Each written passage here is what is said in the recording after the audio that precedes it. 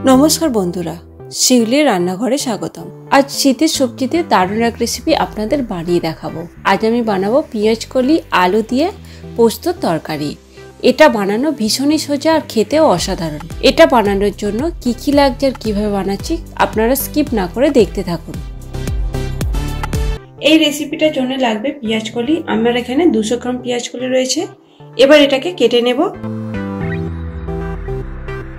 এবার এটাকে ছোট ছোট করে কেটে নিতে হবে।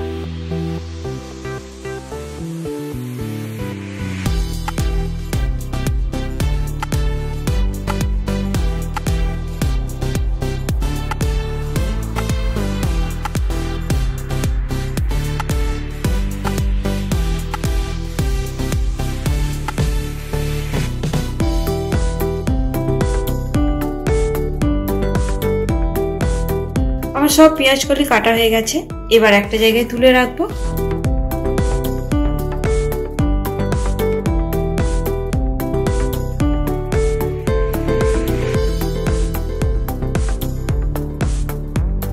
আর লাগবে আলু। আমি দুটো আলু নিয়েছি, খোসা ছাড়িয়ে নিয়েছি। এবার এই আলুকে ছোট ছোট করে কেটে নেব।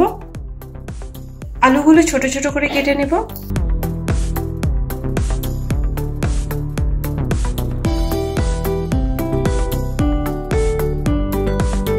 এবার এই আলুকে সরু সরু করে একটু কেটে নেব।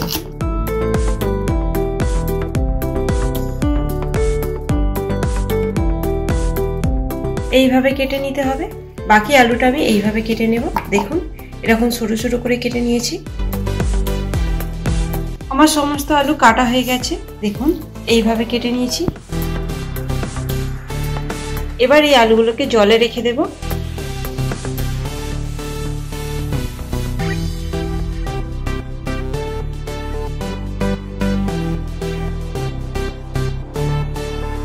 আর এই রান্নার জন্য একটা পেস্ট বানিয়ে নিতে হবে। তার জন্য লাগবে পোস্ত,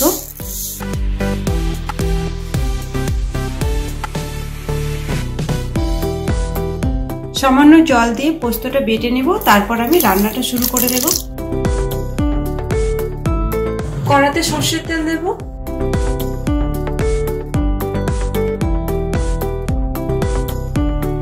কালো জিরে ফোড়নে দিয়ে দেব আর দুটো কাঁচা লঙ্কা ফাটিয়ে দিয়ে দেব। এবার এতে আলুগুলো দিয়ে দেব।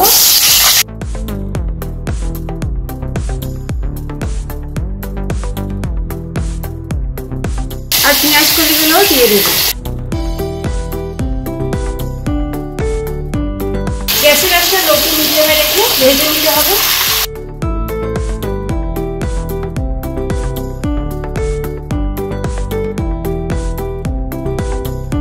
গ্যাসের আঁচটা লো টু মিডিয়ামে রেখে আলু আর পেঁয়াজ কলিটা কিছুক্ষণ ভেজে নিতে হবে।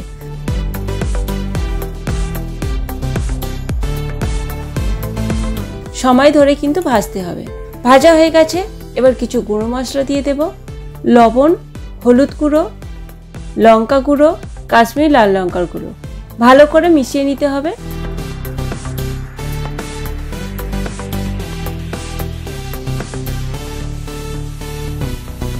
মেশানো হয়ে গেছে। এবার এতে পরিমাণ মতো জল দিয়ে দেব।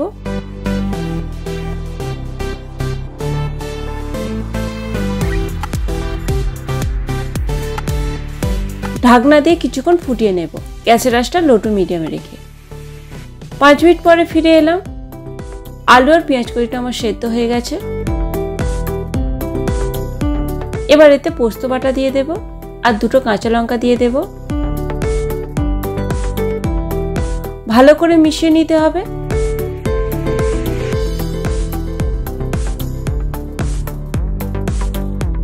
এইভাবে আরো কিছুক্ষণ ফুটিয়ে নেব। আমি 2 মিনিটের মতো ফুটিয়ে নিয়েছি। এবার এতে একটু সরষের তেল দিয়ে দেব।